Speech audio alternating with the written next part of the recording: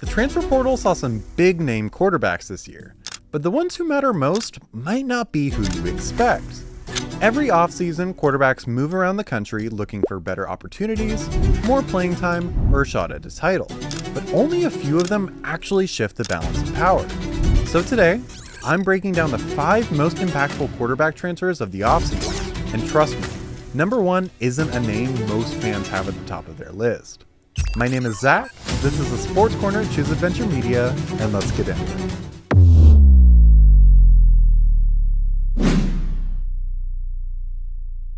Before we get into the top 5 though, let's talk about a few guys who just missed the cut. First up is Miller Moss transferring from USC to Louisville. Moss is a really solid quarterback who I think just needs a fresh start. He has plenty of arm talent, and I think some of his inconsistencies can be attributed to poor coaching by Lincoln Riley and a lack of weapons on the Trojans. Now at Louisville, with a real shot to dominate in Jeff Brom's system, Moss could quietly have a perfect rebound year. Then there's Michael Van Buren, who transferred from Mississippi State to LSU. He won't be the guy this year, Garrett Nussmeier has that locked down, but Van Buren looked about as polished as a true freshman can look in a tough situation. Sitting behind a veteran like Nussmeier could be huge for his development, and I wouldn't be surprised if he takes over in 2026 with valuable experience and confidence. He's only an honorable mention because he shouldn't have too big of an impact this upcoming year, but watch out in 2026. And finally, Air Noland transferring from Ohio State to South Carolina. Noland's going to sit behind Lenore Sellers, a Heisman contender, but once Sellers heads to the NFL, Noland has tons of upside. His potential to lead the Gamecocks in the future could be huge, and he could help attract elite talent to Columbia. Same as with Van Buren, I think Noland will have a huge impact in Columbia. I just think that impact will come next year, so it didn't feel right to include him in the official list for this year. Now let's get to the top 5, the guys who are going to make a real impact this season. Kicking off the list at number 5 is Tommy Castellanos, transferring from Boston College to Florida State and reuniting with the coach who originally believed in him, Florida State offensive coordinator Gus Malzahn. Malzahn recruited Castellanos to UCF before transferring to Boston College, and now the two are back together in Tallahassee. Castellanos is a true dual threat, rushing for over 1,000 yards and throwing for over 2,000 yards in 2023. After a down year in 2024, Castellanos will be looking to prove he's more like the player we saw 2 years ago.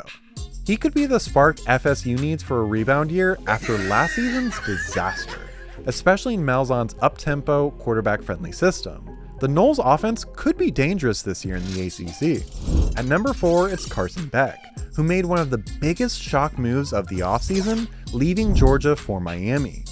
Beck was viewed as a Heisman contender and future first-rounder going into last season, but now he's in Coral Gables, looking to repeat the success of 2025 number 1 overall pick, Cam Ward. He brings poise, accuracy, and big game experience, and he'll be throwing to a young but talented group of receivers. If Miami's defense improves, this could be the move that finally gets Mario Cristobal his first conference title in South Florida. At number 3, I've got Joey Aguilar, who's had one of the wildest journeys in the portal. He transferred from Appalachian State to UCLA in the winter. But when Nico Iamaleava left Tennessee for UCLA in the spring, Aguilar quickly flipped and landed in Knoxville. He threw for over 3,000 yards and 23 touchdowns last season, and now he steps into Josh Heupel's quarterback-friendly system. 6 months ago, Vols fans probably weren't dreaming of going into 2025 with Aguilar as their starter. But I think they have a breath of fresh air in Aguilar, and they might have just picked up one of the most proven and productive passers available. His experience could be exactly what the Vols need to stay competitive in the SEC and keep their hopes alive for a trip to Atlanta in December. Coming in at number 2 is Fernando Mendoza, who quietly had an extremely strong season at Cal and now heads to Indiana. He threw for over 3,000 yards, 16 touchdowns, with only 6 interceptions in 2024, and he showed maturity, poise, and accuracy under pressure.